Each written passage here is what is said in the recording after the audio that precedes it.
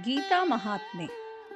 ಯುಕ್ತಃ ಕರ್ಮಫಲಂ ತ್ಯಕ್ತ್ವಾ ಶಾಂತಿಮಾಪ್ನೋತಿ ನೈಷ್ಠಿಕೀಂ ಅಯುಕ್ತಃ ಕಾಮಕಾರೇಣ ಫಲೇ ಸಕ್ತೋ ನಿಬಧ್ಯತೆ.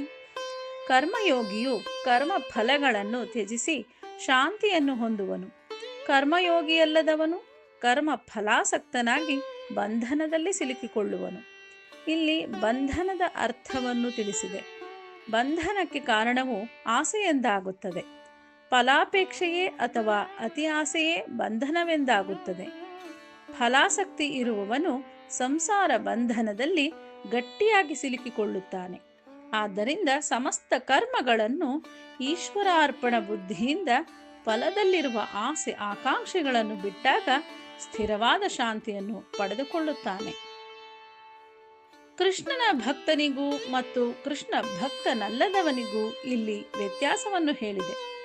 ಕೃಷ್ಣ ಭಕ್ತನಿಗೆ ಕೃಷ್ಣನಲ್ಲಿ ಆಸಕ್ತಿಯಾದರೆ, ಕೃಷ್ಣ ಭಕ್ತನಲ್ಲದವನಿಗೆ ತನ್ನ ಕರ್ಮಗಳ ಫಲಗಳಲ್ಲಿ ಆಸಕ್ತಿ ಇರುತ್ತದೆ.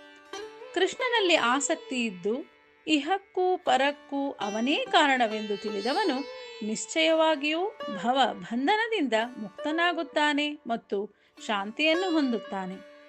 ಹಿಂದಿನ ಶ್ಲೋಕದಲ್ಲಿ ಜ್ಞಾನಂ ಲಬ್ಧ್ವಾ ಪರಾಂ ಶಾಂತಿಂ ಅಚಿರೇಣಾಧಿಗಚ್ಚತಿ ಎಂದು ಹೇಳಿದೆ. ಶಾಂತಿಗೆ ಜ್ಞಾನವೇ ಪರಮ ಸಾಧನ. ಜ್ಞಾನ ಸಾಧನೆಗೆ ನಿಷ್ಕಾಮವಾದ ಕರ್ಮ ಫಲವು ಅತ್ಯಗತ್ಯವಾಗಿದೆ ಮತ್ತು ಇದೇ ಶಾಂತಿಗೆ ಕಾರಣವಾಗಿದೆ. ಇಲ್ಲಿ ತಾತ್ಪರ್ಯವೇನೆಂದರೆ, ಕಾಮವೇ ಬಂಧನಕ್ಕೆ ಕಾರಣ. ಕರ್ಮ ಫಲಾಸಕ್ತಿಯ ಆಸೆಯೇ ದುಃಖಕ್ಕೆ ಅಂದರೆ ಅಶಾಂತಿಗೆ ಕಾರಣವಾಗಿದೆ. ಆದ್ದರಿಂದ ಆಸೆಯನ್ನು ನಮ್ಮ ಮನಸ್ಸಿನಿಂದ ದೂರವಿಡತಕ್ಕದ್ದು ಎಂದು ಗೀತೆಯಲ್ಲಿ ಹೇಳಿದೆ.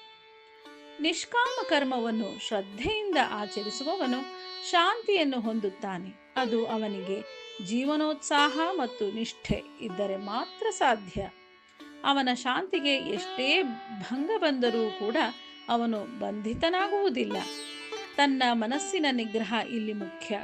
ಮನಸ್ಸನ್ನು ನಿಗ್ರಹಿಸದೇ ಇರುವವನು ಪ್ರಪಂಚವನ್ನು ಎದುರಿಸಿ ನಿಲ್ಲಲಾರ. ಹರಿ ಓಂ ತತ್ಸತ್.